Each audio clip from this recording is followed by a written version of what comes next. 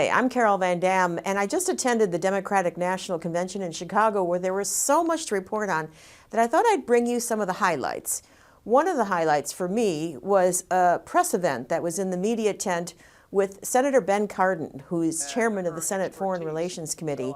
And during the presser, he answered most questions about the Hamas-Israel war and the Ukraine-Russia war, but he didn't really say anything about Africa. So when the event ended, and it wasn't very long, it was only about 20 minutes, I ran over to the side of the room because his handler said we could have 3 or 4 minutes with some reporters, and I luckily got off the last question to him, and I asked him about Sudan. For mentioning Sudan, I mention it all the time. It is a huge crisis. We don't want Darfur. We remember that from our earlier days. So we have to keep the focus on it. We're keeping the focus on it.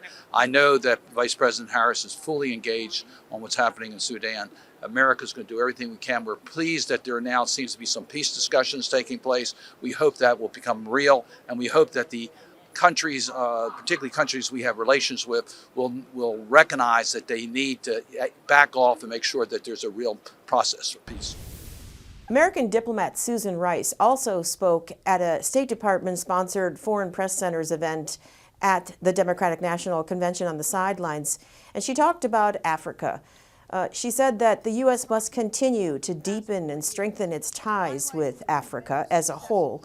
She has already been able to take a historic trip to Africa as Vice President, which I know she greatly valued and enjoyed. It was a historic visit, and the reception that she received was really quite remarkable. And I know that she looks forward as president to strengthening and deepening the ties of the United States to the people in the countries of Africa. Turning back to Rice at that press conference at the DNC on the sidelines, Rice was asked about the Democratic Republic of Congo and the insurgent fighting that has been going on there for several months. She said she wouldn't comment specifically on Biden administration policy, but she did point out that the fighting there has been going on for years and it's nothing new. There are issues that I worked on many years ago in the Clinton administration when I was Assistant Secretary of State for African Affairs. It's tragic for the people of that region that these tensions and conflict continue, and all efforts to try to resolve them in a lasting way are important and welcome.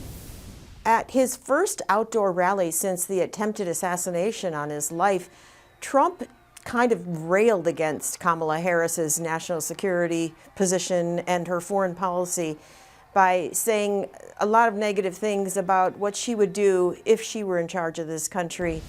4 years ago, our country was strong and respected like never before. Our allies admired us. Our enemies feared us because everyone knew that as an American president, I was all about putting America first. That's true. Under my leadership, we rebuilt the United States military, created Space Force, and we made our allies pay their fair share and their fair dues. You know, we went to NATO, we say, you're not paying, you gotta pay. On the eve of the first day of the convention, I got to speak with a number of African leaders who were attending the convention on behalf of the Democratic National Institute. That's a nonpartisan group that also attended the Republican National Convention. And they were there to observe up close the convention. And one of the people I spoke to was the former Senate President of Nigeria. His name is Ken Namani. And he told me why attending such an event is an invaluable experience for him. Unless you have watched it, you have seen it, you may be reading about it, but it's not the same as going to see the warmth, the excitement, and the general atmosphere. I also asked Namani about Sudan and how that country seemed to be on the cusp of experiencing real democracy, and only to see it all collapse because of the crushing, brutal civil 16-month-long war between two military factions that are vying for power. And here's what Namani had to say. They'll come back to the idea of a democratic practice, whereby every person is carried along.